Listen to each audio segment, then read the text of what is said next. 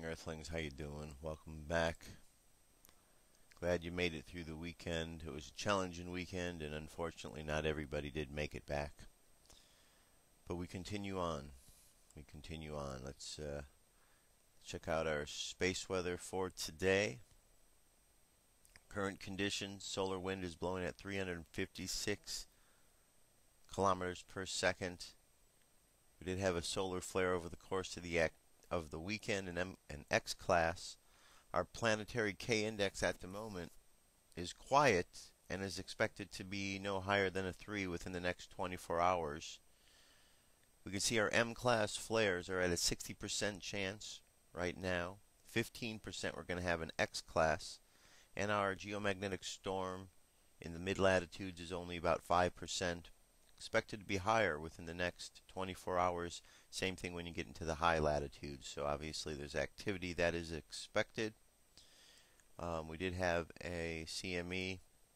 Says here solar activity is now high. Big sunspot AR 1429, which emerged on March 2nd, is crackling with strong flares. This morning brought the strongest so far an X1 class eruption on March 5th, 1413 Universal Time.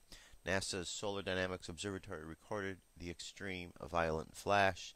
The explosion also hurled a bright CME into space. According to analysts at the Goddard Space Weather Lab, the CME will probably miss Earth, although it will hit Mercury and Venus. An animated forecast track shows the likely progression of the cloud. So check out that link, see what you think. Alright, astrologically we are still dealing with the sign of Pisces for a couple weeks yet.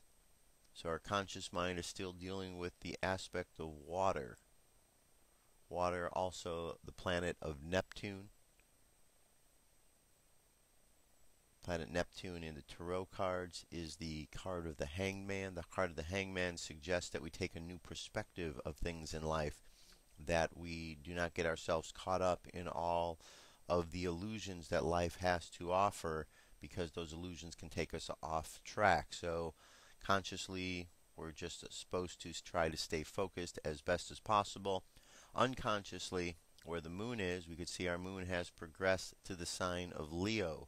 Leo the lion's a fire sign, so our underlying energy, that unconscious part of ourselves, is dealing with the element of fire now. So we have a conscious mind of water, Pisces, unconscious mind, fire, Leo. So just remember, if you put a pot on the stove with water on it and you've got a fire underneath it, if you leave that fire burning a little bit too long, that water will start to boil. It's not real difficult physics or chemistry or whatever you want to call it to see how those two properties interact. So just think about that as you go through the day. What is the unconscious fire inside of you doing? Is it causing the outers to boil, or are you just keeping things nice and warm and keeping things moving? So pay attention to the way those elements are working in your life. The moon phases, this is a little different graphic here today. This shows the whole month, how the moon is going to be moving. You can see we're right here today. We're moving to a full moon, where you could see by the end of this week we're going to be into that full moon phase. And then on Saturday we're going to be already making our way back down to a new moon. So this moon right here, get a closer look at it. We're at about 90% of the way there. It's called a waxing moon. And then last, on the Dreamspell calendar for today, we've progressed to the 7th position. You can see right here the 7th position in this wave spell. A wave spell is 13 days. The kin for today is the warrior. The warrior is the question mark symbol right here, right in the middle. And then the guide for today, above it, is the star. The guide is always the same color as the day kin. They work together. The guide is the star, and then the supporting kins around it. You have the antipode kin right here, which is the world bridger. The one across from that, the analog, is the knight. And then the supporting hidden power underneath it, called the occult power, or the hidden, which is what occult means, hidden, is the serpent, which is all about life force energy, understanding life and death, and abundance. So these are all the supporting energies, supporting cast members around today. Today is a 7th tone, which is the bar for 5, and the 2 dots make the 7. And it's called the Resonant Warrior Day. And the phrase for today is, I channel in order to question, inspiring fearlessness. I seal the output of intelligence with the resonant tone of attunement. I am guided by the power of elegance, and on the Gregorian, it is also Galactic Activation Portal Day. So on the Gregorian calendar, we could see that it is Monday, March 5th. All the information you need is available on these widgets and on this site. The link is up at our page, so just follow it and you can see all this for yourself. But anyway, today's the 5th of March, 2012. So there you go. That's our cosmic weather for today. Gets things started. Now, Dirk Bradshaw is with us, and he has a report about Andrew Breitbart. Dirk, over to you. And if you ask our leaders today, this is what they will say. I can neither confirm or deny. I can neither confirm or deny. I can neither confirm or deny. What's up with their lives? Flying high above the planet Earth, this is the Cosmic News with Dirk Bradshaw. I am Dirk Bradshaw. If you read the comment section of any stories about the untimely death of Andrew Breitbart, then you're already aware that the 43-year-old conservative provocateur, who friends say suffered from a history of heart problems, was actually murdered. By who? By President Obama. Really? The reason? During the CPAC earlier this month, Breitbart revealed that he had acquired damning tapes of Obama at Harvard. And so what do we get now in Barack Obama? Well, I've got videos, by the way. This election, we're going to vet him. I've got videos. This election, we're going to vet him from his college days to show you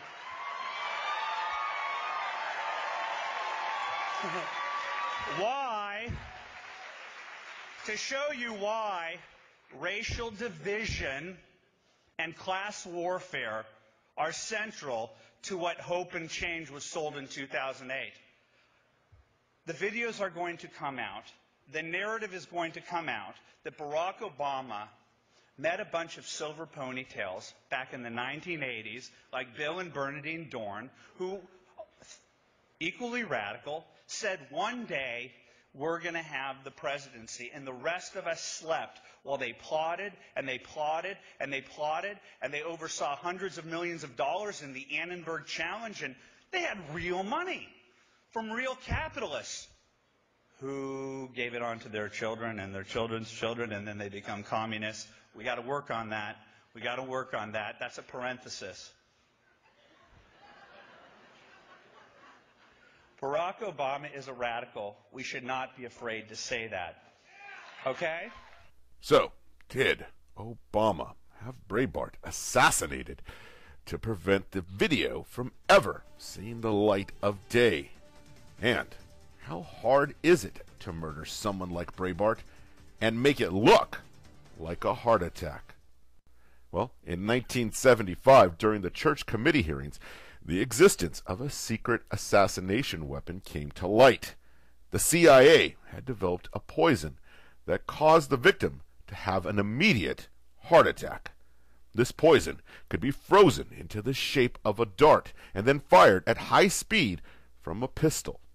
The gun was capable of shooting the icy projectile with enough speed that the dart would go right through the clothes of the target and leave just a tiny red mark. Once in the body, the poison would melt and be absorbed into the blood and cause a heart attack. Also, I had to find, one time they wanted me to find out if there was such a thing as a poison that was undetectable, especially one that seemed to mimic a heart attack, that would kill someone, but it would appear that they had a heart attack. I did find such a thing. Does this pistol fire the dart? Yes, it does, Mr. Chairman, and a special one was developed which potentially would be able to enter the target without perception.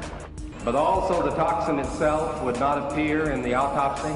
Yes, so that there was no way of perceiving that the target was hit. Well, I see the fat lady is getting off the stage. She's looking right at me. I've got to take her home and put her to bed. I hate goodbyes, so instead I'm going to say, until we meet again. I'm Dirk Bradshaw from the Cosmic News Network. I return you now to Joshua Poet in First Contact. They're all yours, Josh.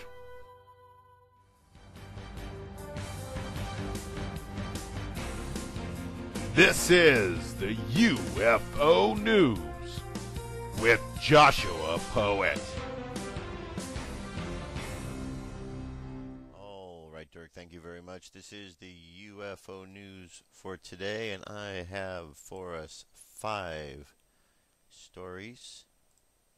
First story comes to us from theexaminer.com. This is Roger Marsh. Oval object hovers above vehicle. Texas couple reports sunburn. A Texas couple driving eastbound along Highway 80, entering White Oak, reports that a round oval-like object with 4 exterior white lights moved over their vehicle and hovered under 100 feet, according to March 4th, 2012 testimony from the Mutual UFO Witness Reporting Database. The husband was driving when we first noticed a bright white light in the rearview mirror that he assumed was an aircraft. As we crossed the bridge on Divernia just prior to beginning a hill to come over to the city of White Oak, the light went from what seemed like miles away to over my vehicle, the witness stated.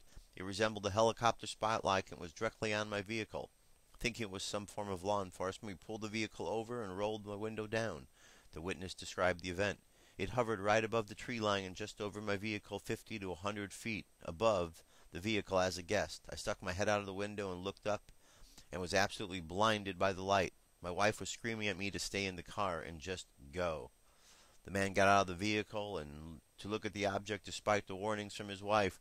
I used my thumb to block out the brightest light and noticed that the white lights north, south, east, west on the craft. I opened my door to the vehicle and stepped out, standing as if you were looking at an object in the sky during the day, shielding my eyes with the back of my right hand palm facing the object. I felt somewhat like warm sunlight, no burning sensation, just a warm feeling. The witness says the scenario got very odd at this point. I remember getting out of the vehicle. I remember being in total shock and awe at the sight of the craft. And then I remember what seems to be a snap back, like from a daydream, and a huge amount of fear set in. I was telling myself, get back in the car and go. At this time, I looked over the roof of the car and noticed my wife doing the exact same thing I was doing. I yelled at her, and she did the exact same motion I did, almost as if we were concentrating on something to begin to daydream. Someone says your name, and you snap back, and she literally said, huh? The two got into the vehicles, moved away. The object moved in the same area we initially saw it in, and it was gone. I feel like I'm a crazy person. I know what I saw, and I'm a perfect mental health. Have no issues with seeing little green men or even believe in aliens. In fact, I want to believe this may be something of ours. I know, beyond a shadow of a doubt, it was not a helicopter, and I last checked, no plane in Texas that was able to hover. The object did emit a small sound. It made a no noise minus a small electrical discharge sound, the same form of a hum you'd hear from a transformer or an electrical pole. The man and his wife are now reporting sunburns as a result of the experience. We had what seemed to be minor sunburns on our face, and the palms of our hands were red. No blisters or scar marks, just a red sunburn tinge on our face, neck, palms. There's no photos or videos with this at all. Next story. UFOs hovering above Dallas in Texas, March 4th, 2012. Alright, this is a 45-minute long footage of unidentified flying objects hovering above Dallas recorded on Sunday. So, obviously, we're not going to watch full 45 minutes right here. But we are going to zip through and get a glimpse of what was being watched up there above the skies. Alright. Not really seeing anything here. There we go. Is this the objects are in question right up above there? Appears to be so. Alright. It's a long video. I'm going to leave it for you to watch. See what you think. Next story comes to us from France. Says UFO caught during daylight over Nantes, France, March 3rd. The Lower Chapel C 3212 6:15 to 6:30 p.m. Estimated distance of the object 500 to 1,000 meters. Can be very low plus vent. Filmed with an iPhone. Okay, let's check and see what was going on here. Here's the object on the side.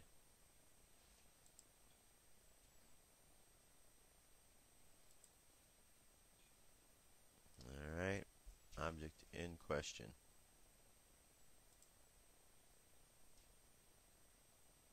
Alright, very good. Check that out.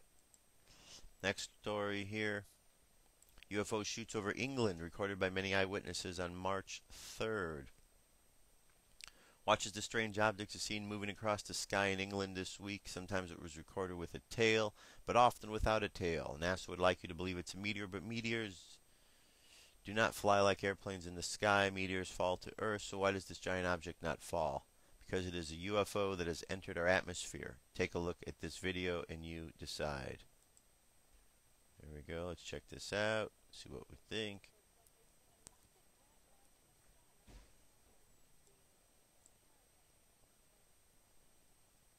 Okay.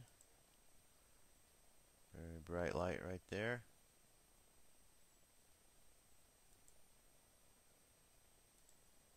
Alright. Something to check out. It's moving pretty fast, as you can see. Alright. Very good. And the last story comes to us from the UFO Digest, called The Blue Skin People, submitted by Chris Holly. Alright, goes on to say, below, find a very interesting article concerning a family-linked disorder that produces people with blue skin. The reason I am posting this article is to show the extreme differences in life forms on our own planet. It helps her to open our minds to what other life forms may have developed across the universe, if we don't understand how varied life is on our own planet. I am a believer that life may come in forms that we not yet imagine, and keep an open mind to other styles of life that may be far different from the human form of typical form reported of a head, legs, and arms format of being. I think if we put blue beings here on Earth, the multi-universe life forms beyond our understanding. When you think of life with an open mind, there can be life forms that have multiple appendages, or who crawl or fly rather than walk. There may be life forms that are pure energy, who can move or manipulate via sheer energy and not need form. We may find cloud-like forms or cold-scale covered intelligence out there. My only point is you need not keep thinking of beings rather in human form or as presented by Hollywood. Understand that life from other places, be it universal, dimensional, or from places we have not even considered existing, may very well be nothing like the life on this planet. We really have to view the unknown clearly with open boundaries to consider any concept that may have evolved in ways far from our way of things. Many life forms have one head, two arms, one leg, or two legs, and however many others have a completely different setup. If humans come in different shapes, sizes, and colors, who knows what the endless space of unknown offers. Alright, keep in mind, open and your thinking wide is the only way to approach the subjects we do not yet understand. We may one day crawl out of our dark hole of ignorance that we stand in concerning things and think of as paranormal. Until then, simply realize we have miles to go. Now, blue people may seem frightening or strange, however their existence is explained so we can understand why they exist. One day, if you can open your minds and evolve our intelligence, we too will understand, as we do about blue people, what we need to know. And here's a picture here. You could see Benjamin, Stacy, so frightened. Maternity doctors with the color of his skin as blue as lake. And he was rushed just hours after his birth to University of Kentucky Medical Center. Alright, so you could see that there are instances where blue is part of the process. Alright, very good. That's our UFO news report for today. Let's jump away to wake up, and when we come back, I got more news and information. Stay tuned. What if our government was responsible for some of the greatest crimes against this nation? Would you really want to know? These are big questions, but these questions deserve answers. It's time to demand the truth. People should not be afraid of their governments. Governments should be afraid. 9/11 was an inside job. Kennedy was killed by the CIA. Jimmy Carter saw UFO. Answers to secrets you need to know. So wake up, wake up, wake up, wake up. Wake up, wake up, wake up. Wake up, wake up, wake up, wake up. Wake up, wake up, wake up.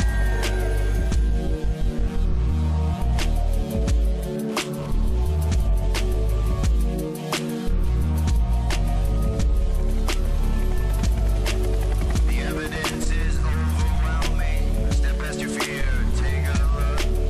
Illuminati lies keep growing, but they're illusion from your eyes. And wake up, wake up, wake up, wake up. Wake up, wake up, wake up. Wake up, wake up, wake up, wake up. Wake up, wake up, wake up.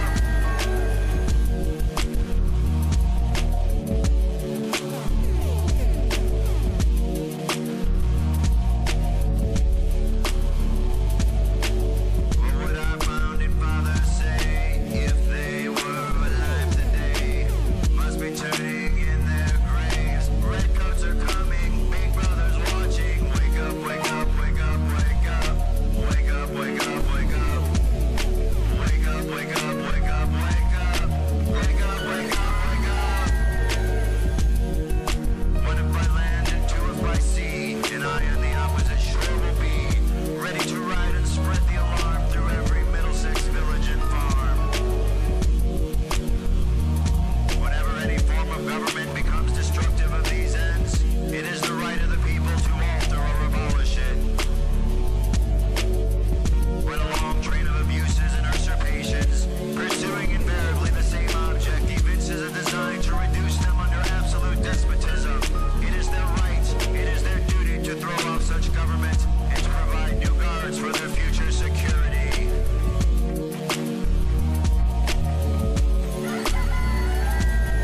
Wake up, wake up, wake up, wake up. Wake up, wake up, wake up. Wake up, wake up, wake up, wake up. Wake up, wake up, wake up. Wake up, wake up, wake up, wake up. Wake up, wake up, wake up. Wake up, wake up, wake up, wake up. Wake up, wake up, wake up. Patriots arise. It's time to demand the truth. All right, continuing along. Last week, you heard the interview the press conference that Sheriff Joe gave about the birth certificate. Well, here we're going to continue on with more information about that. Now, Hawaii official now swears that there is no Obama birth certificate. Uh-oh. Someone's got some splaining to do. Alright. Former Hawaii elections clerk Tim Adams has now signed an affidavit swearing he was told by his superiors in Hawaii that no long-form hospital-generated birth certificate existed for Barack Obama Jr. in Hawaii, and that neither Queens Medical Center nor Kapaolani Medical Center in Honolulu had any record of Obama having been born in their medical facilities. Adams was employed at the City of and County of Honolulu Elections Division from May 2008 through September 2008. His position was Senior Elections Clerk, overseeing a group of 50 to 60 employees responsible for verifying the identity of voters at the absentee ballot office. It was in this capacity that Adams became aware of the search for Obama's birth certificate records. During the course of my employment, Adams swears in the affidavit, viewable in view as Part 1 and Part 2, I became aware of the results of being made to the City and County of Honolulu Elections Division. the Hawaii Office of Elections and Hawaii Department of Health from around the country obtained a copy of then Senator Barack Obama's long-form hospital-generated birth certificate. As he inquired about the birth certificate, he says his superiors told him that the records were not in the file of the Hawaii Department of Health. Senior officers in the City and County of Honolulu Elections Division told me on multiple occasions that no Hawaii long-form hospital-generated birth certificate existed for Senator Obama in the Hawaii Department of Health. Adams' affidavit reads, and there was no record of any such document had ever been on file in the Hawaii Department of Health or any other branch or department of the Hawaii government. In a recorded telephone interview, Adams told WND that it was common knowledge among election officials where he worked that no long-form hospital-generated birth certificate could be found at the Hawaii Department of Health. My superior came and told me, of course there's no birth certificate. What, you stupid? Adams said she usually spoke well, but in saying that she reverted to Hawaiian dialect. I really didn't know how to respond to that. She said it and just walked off. She was a quite powerful lady. Moreover, Adams was told that neither Queens Memorial Hospital nor Kapeolani Medical Center had any records of Obama's birth certificate at their medical facilities. Senior officers in the City and County of Honolulu Elections Division further told me on multiple occasions that Hawaii state government officials have made inquiries about Senator Obama's birth records to officials at Queens Medical Center and Kapeolani Medical Center in Honolulu, and that neither hospital had any record of Senior Obama having been born there, even though Governor Abercrombie is now asserting and various Hawaiian government officials continue to assert Barack Obama was born at Kapeolani Medical Center on the 4th of August, 1961. We called the two hospitals in Honolulu, Queens, and Kapeolani. Adams stressed neither of them have any records that Barack Obama was born there. Okay, the article goes on, but that's pretty good information in and of itself right now. So we have a sworn affidavit which ties in and looks like, somebody's not being honest. Well, continuing along, let's Breitbart legacy lives on in relaunched websites. Final column. Now, Andrew Breitbart was also hot on the case. He wasn't looking at the birth certificate. He was looking from other perspectives. But needless to say, it's going to point down to the same direction. The late media mogul Andrew Breitbart's final column was released Sunday night on a newly redesigned website that includes all of his big sites under a single umbrella. The column, which examines Obama's administration for radical community organizer Saul Alinsky, is titled The Vetting, Part 1, Obama's Love Song to Alinsky. Breitbart had planned the Vetting Obama series before his sudden death last Thursday at age 43.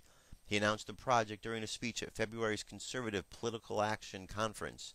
Breitbart said he didn't believe the mainstream media did its job properly investigating President Obama during the 2008 election, and he would do the job the media failed to do this time around. I've got videos. The election, we're going to vet him, he said in his CPAC speech. During that, racial division and class warfare was central to Obama's 2008 Hope and Change slogans.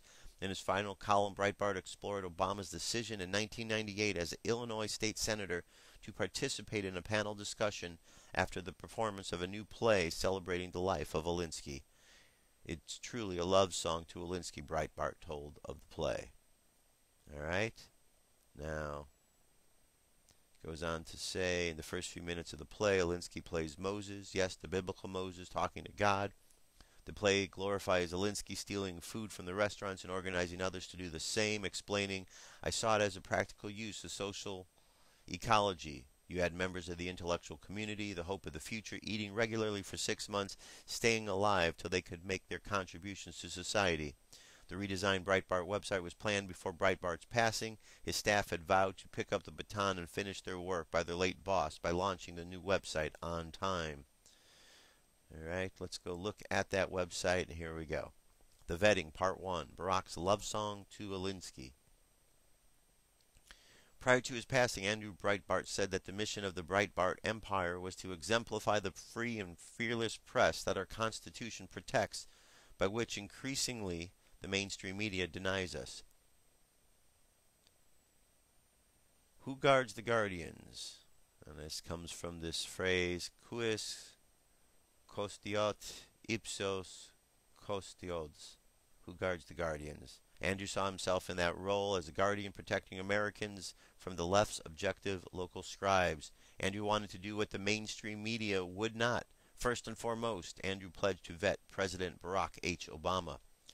Andrew did not want to reignite the 2008 election, nor did he want to let Republicans off the hook. Instead, he wanted to show that the media had failed in its basic duty, to uncover the truth and to hold those in power accountable, regardless of party. From today through Election Day, November 6, 2012, we will vet this president and his rivals.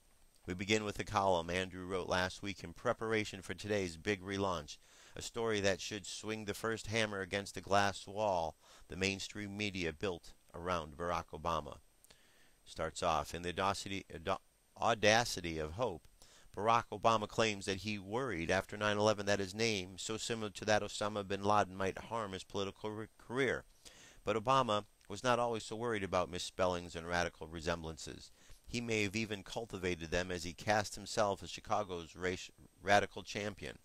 In 1998, a small Chicago theater staged a play titled The Love Song of Saul Alinsky, dedicated to the life and politics of the radical community organizer whose methods Obama had practiced and taught in Chicago's South Side. Obama was not the only in the audience, but also took the stage after one performance, participating in a panel discussion that were advertised in the poster of the play.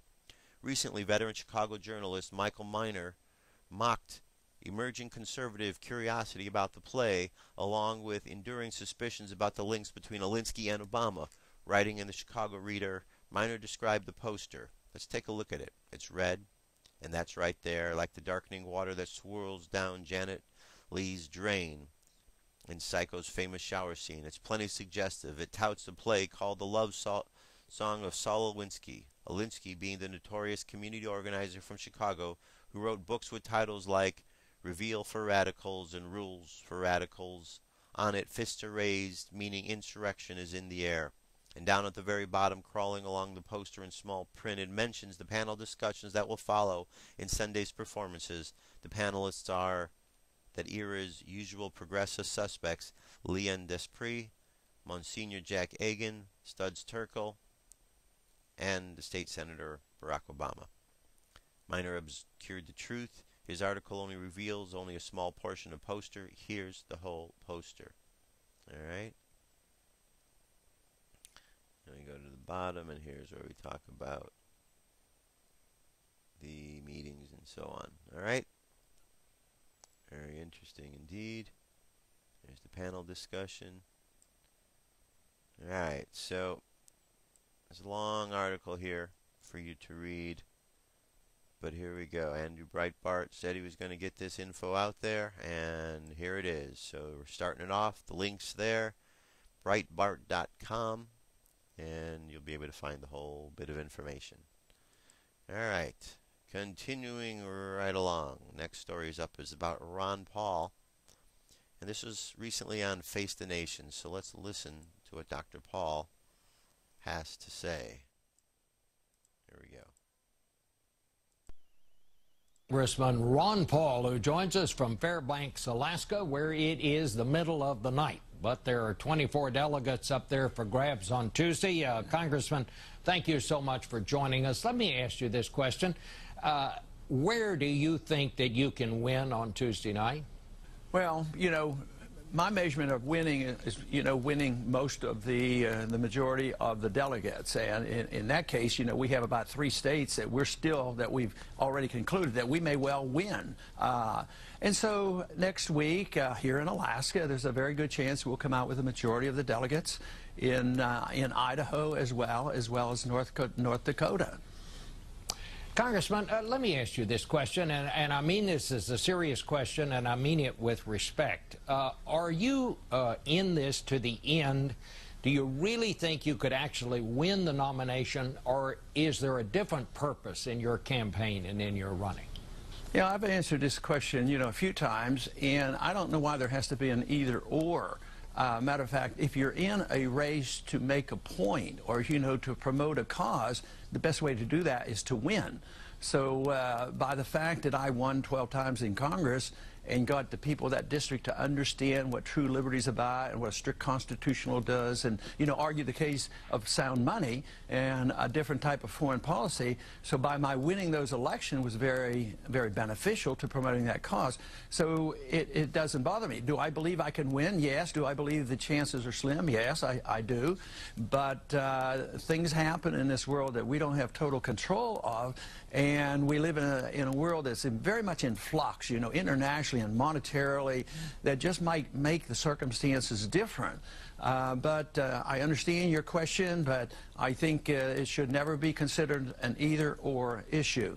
But I do take it from what you're just telling me this morning that your main purpose here is to make a point, to underline why you think the libertarian point of view is the way to go. So I take it what you're trying to do here is strengthen libertarians rather than your main objective being to win the nomination.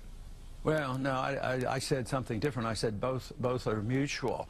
But I think what bothers so many people who seem to be in a quandary over this is that they run into so few people who are in it for something other than just gaining power. See, I see what's happening in Washington, Republicans and Democrats. Everything is spent on gaining power, because I don't see the difference in the foreign policy. Nothing changes, you know, with the overseas adventurism. Nothing changes with the monetary policy. Nothing changes with the deficits. Nobody seems to care about personal liberties. So when you run into somebody, it gets confusing. You say, well, he cares a whole lot about the issues. He can't care about his power. No, I don't care about power, but I care about influence, and the best way you can influence a nation and move a nation is by translating this into political action that is successful. So believe me, the people who come and support me are very, very determined to win. Were you a little bit surprised last week when Rick Santorum said he thought you were just in this because you were in cahoots with Mitt Romney? And some have suggested that what you're trying to do here is create a situation where Romney might ask your son, Senator Rand Paul of Kentucky, to be his running mate. What did you make of that? Well, it sounds like he's trying to concoct a conspiracy, so I didn't know he was into the conspiracy business. Now, I think that's all created, but I think the media is fed on that because, you know, they keep saying, you know, is there a deal, is there a deal? And obviously not. He wouldn't do it, I wouldn't do it. And I think that's just Santorum trying to talk about something, and he didn't have any issues to attack me on, so he had to go after me on something as silly as that. This whole thing that the people down here in the lower 48 are talking about this morning, this fact that Rush Limbaugh apologized for calling the young woman from Georgetown who testified before Congress a prostitute because she testified in favor of government health care plans paying for birth control pills. He has apologized. Number one, what do you think about the fact that he apologized? And number two, does it kind of bother you when the campaign kind of wanders off into these social issues? Well, yeah, but I don't consider that strictly a social issue. Yeah, I think he should have apologized. I had said he used very crude language, and I think he gets over the top at times. So, but it's in his best interest. That's why he did it. I don't think he's very apologetic. He's doing it because some people were taking their advertisements off his program. It was his bottom line that was concerned about. Now, I don't see this. I think when Santorum talks about birth control, he doesn't believe people should have birth control. He gets off into social issues. I, as an OB doctor, certainly endorse the whole idea of birth control. But this is something different. This is philosophically and politically important because does the government have a mandate to tell insurance what to give? So they're saying that insurance companies should give everybody free birth control pills. That strikes me as rather odd. What does that mean? That means that somebody who doesn't need birth control pills and they find that using birth control pill is an offense to them, they have to pay for the birth control pills to give somebody free birth control pills to be used. I don't see how anybody should accept that. I mean, when I first started buying medical insurance, you had a choice on whether you should have OB care or not. Why should somebody who's not going to have a baby be forced to pay for the OB care of a younger person? There's total destruction of the marketplace. It's this mandate. This is this obsession, you know, with Obama on mandating. Of course, the Republicans aren't a whole lot better on this either.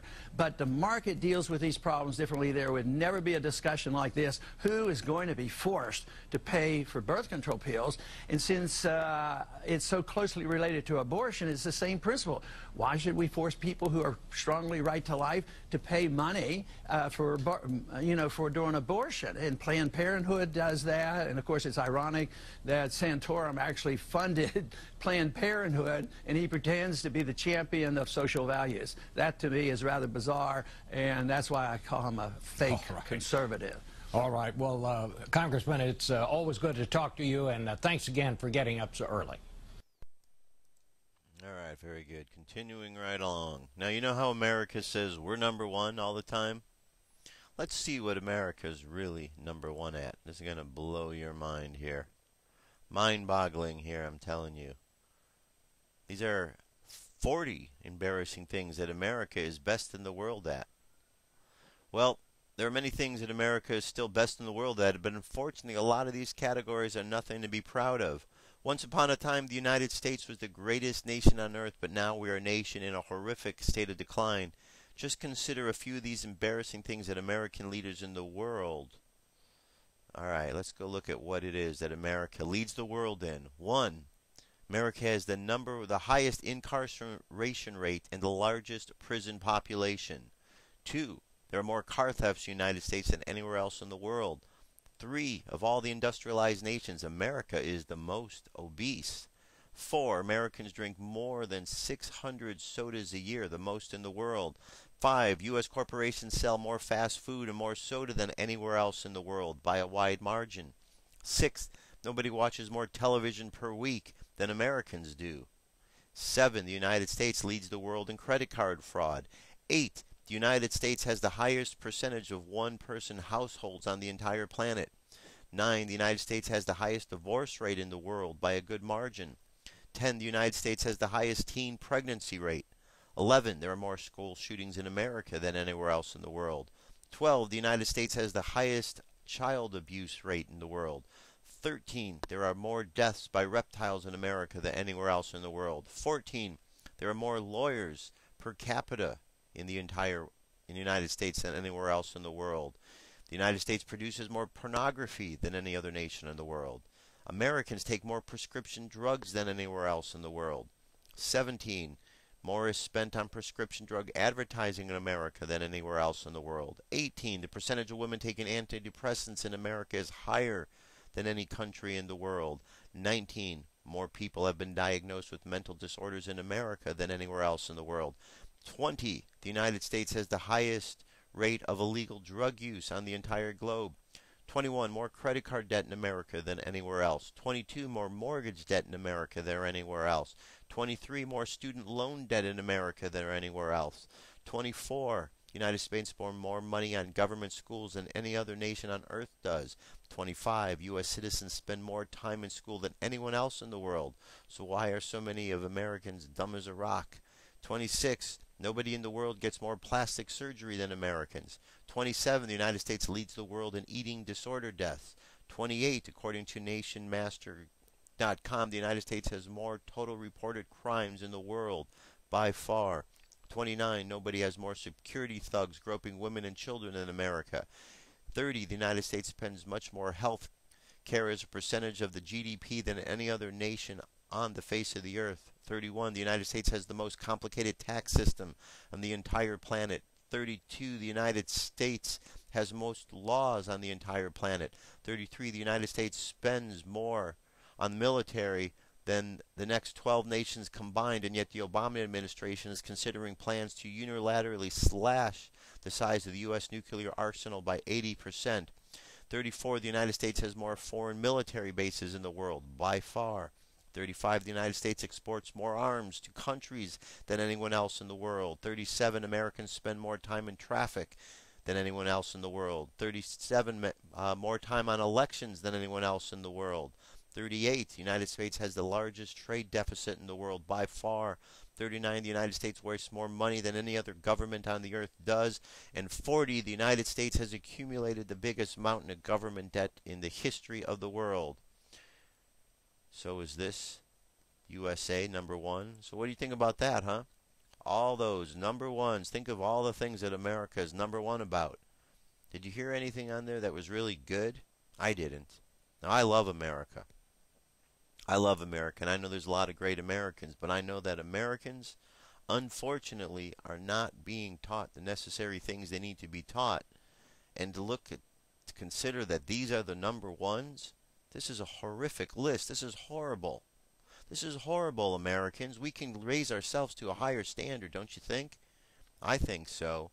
So look at this list. Pass this list around, and let's see to it that the things on this list, let's cross them off so we're no longer number one at some of these things, because these aren't very good things to be proud of.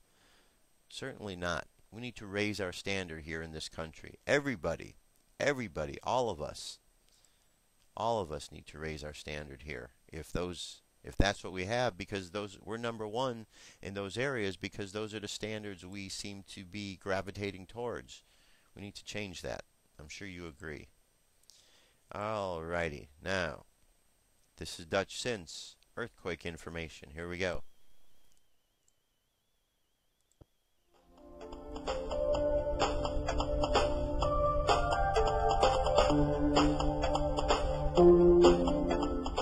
Hey everybody, Dutch Sense here. Monday, March 5th, 2012, and we just saw a 6.1 occur down here in Argentina, of all places. I wasn't expecting it to actually occur down here. However, it does fit with our movement around the entire Pacific. Now, I would say we need to watch the coast of California along the edge of the craton in the North America. Let's just go ahead and take a look really quick. You can see all the earthquakes around the edge of America going right down through the south and curling back up through South Canada. So watch anywhere along this edge here, just connect those dots, and along the west coast, and also all the way over in Japan, over in Asia, down to Taiwan, and down to Loyalty Islands, which is down here near New Zealand. We've seen a series of 5 and 6, almost 6.0 earthquakes kick off over the last few hours. Now they've revised them up, revised them down, so we'll have to watch. But look at these. I mean, we've seen 1, 2, 3, 4, 5, 6, 7, 8, 9, 10, 11, 12, 13, at least 20 earthquakes over the last day. And if you just go back over the past few hours, I mean, we just have it turned down to 3 hours here, and you can see the 6.1 over here on the east side of the Pacific, and then on the west side, a series of 5.0s extending right on over near Europe.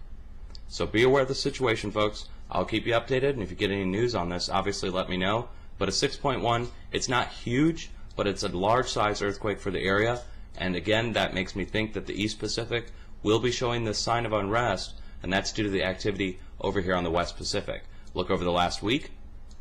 Okay, here's your areas of main activity over in Asia and down here in the Southwest Pacific, north of Australia, and then the areas on the east are playing catch-up to that. So we'll see bigger earthquakes over here as we see more 5 and 6.0 earthquakes over here on the west side. We'll see these 6 and possibly 7.0 earthquakes over here on the east side down to the south. Further north, once you get up here to Vancouver Island, British Columbia, that's where another threat zone exists. So anywhere from Baja all the way up to Vancouver Island, and from Baja south to Chile is an area we need to watch right now over the next few days, for sure. All right?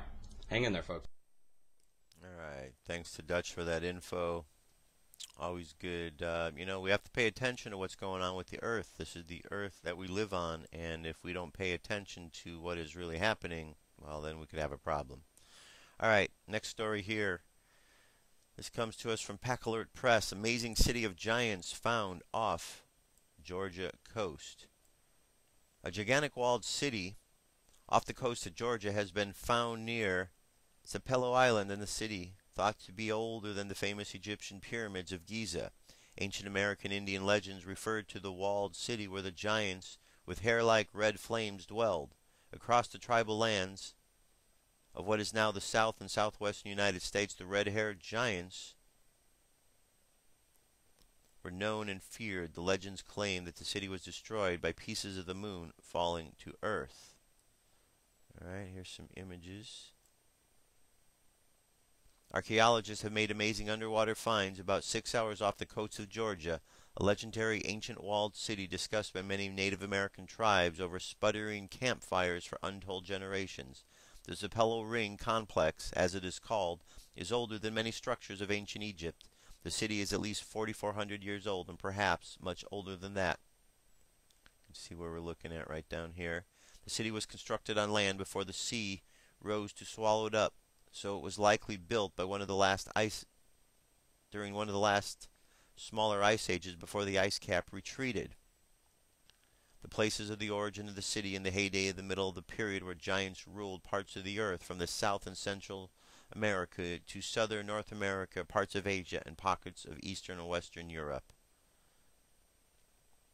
While most Homo sapiens at the time were barely 5 feet tall, and many were in the 4-foot range, the giants were even big by modern-day standards. You can see the size difference here.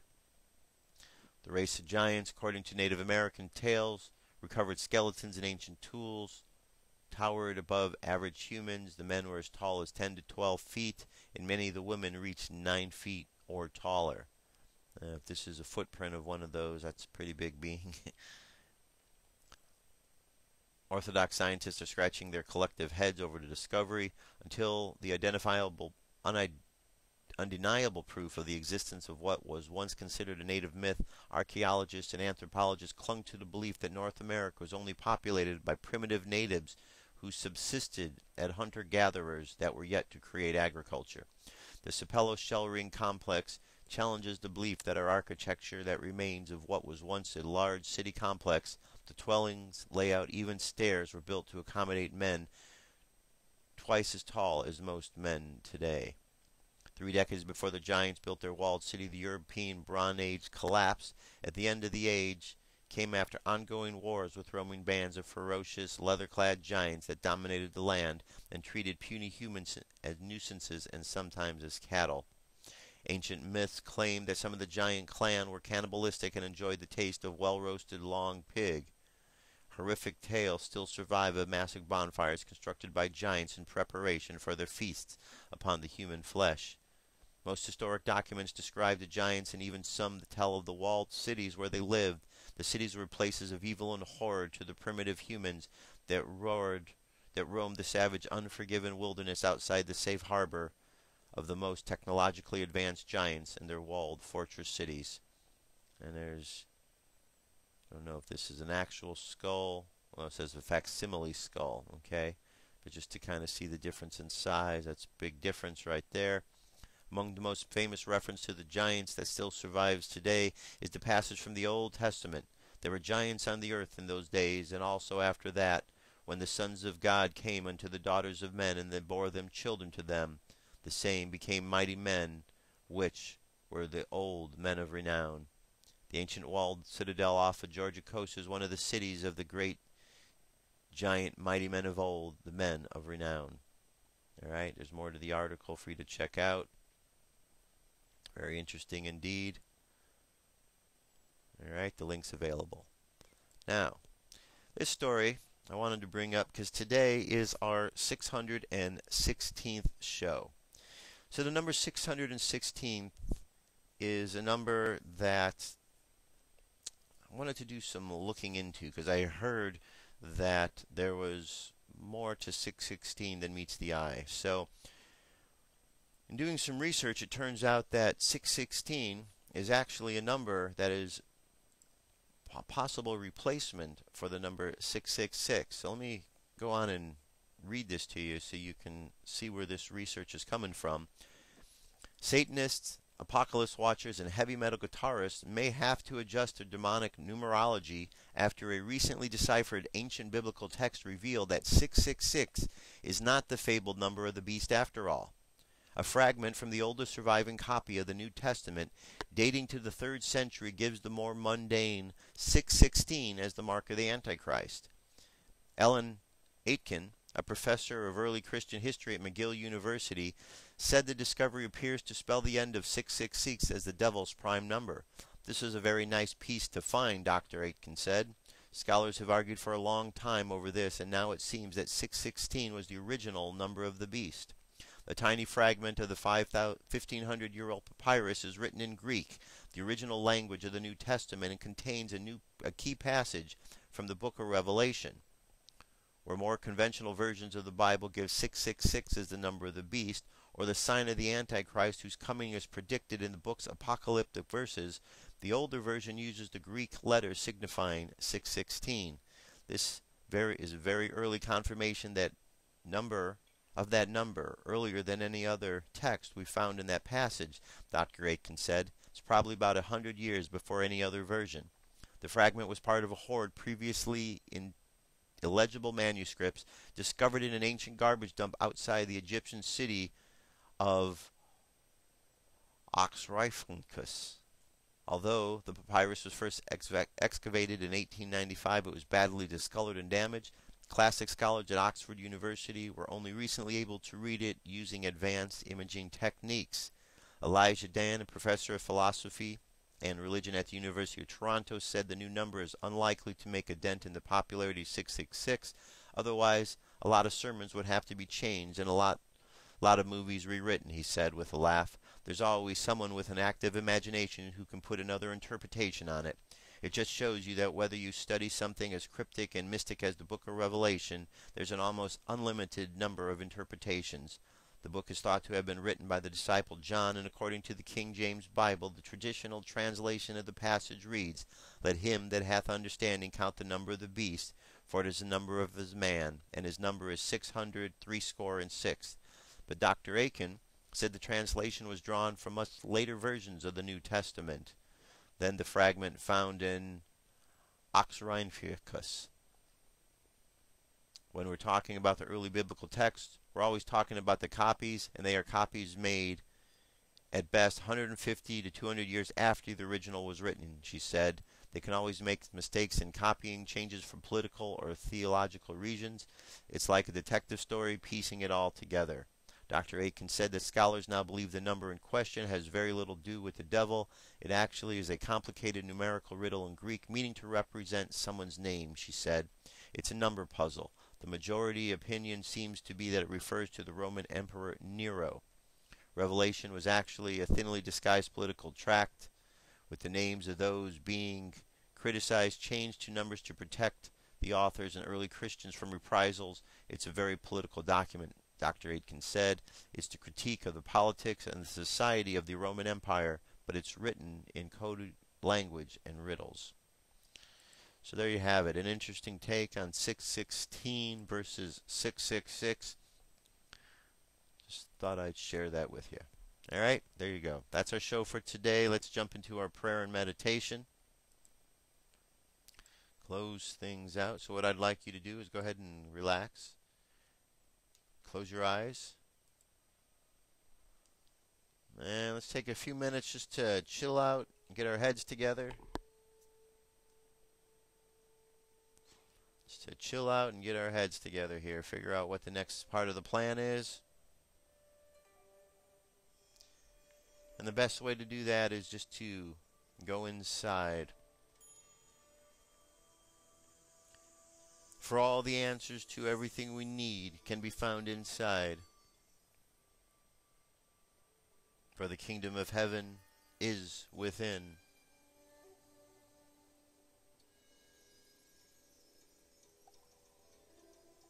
And as we go inside and we look around, we see that there's an empty space, calm and peaceful. And as we situate ourselves in the calm, peaceful emptiness, we're able to see, not with physical eyes, but we're able to see with our spiritual eyes and feel the subtle energies that exist all around us.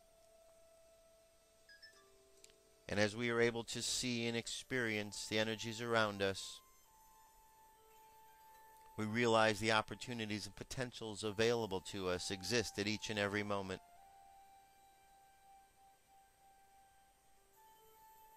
So as we look all around, just imagine that the creative spirit of life writes a message for you into space in front of you, like chalk on a chalkboard. Just take a moment to see what message the creative force of life has for you today.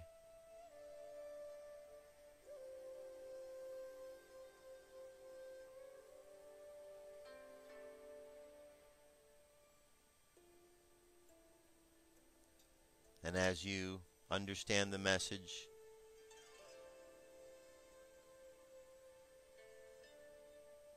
you understand that by applying this message to your life will help you to understand even more.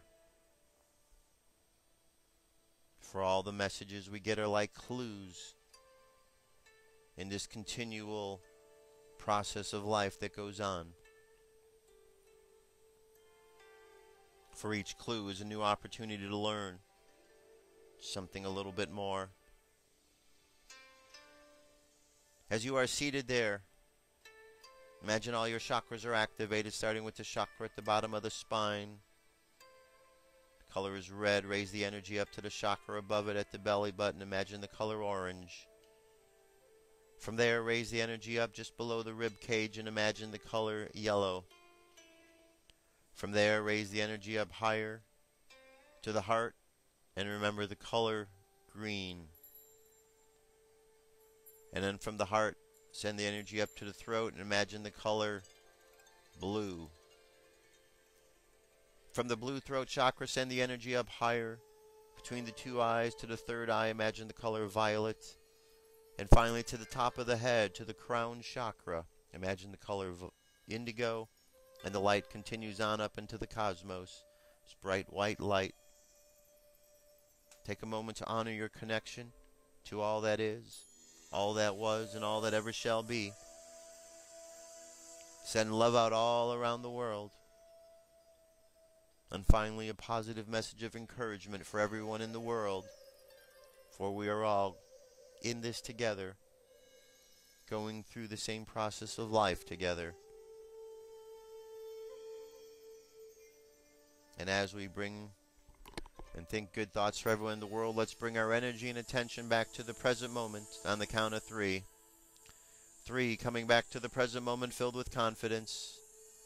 2, coming back to the present moment filled with faith. And 1, coming back to the present moment happy, healthy, and whole. Happy, healthy, and whole. And there you have it. We've made it through the end of another show, another prayer, and a meditation. Lots of things to think about. The news in the world doesn't stop because, well, we're still here. Therefore, the news is going to continue on. Thanks for listening and being part of the show. It's always a pleasure. I'll be back tomorrow with more news and information as always. Be safe today. Keep paying attention to what's going on, and I'll talk to you soon. Peace. I'm out of here.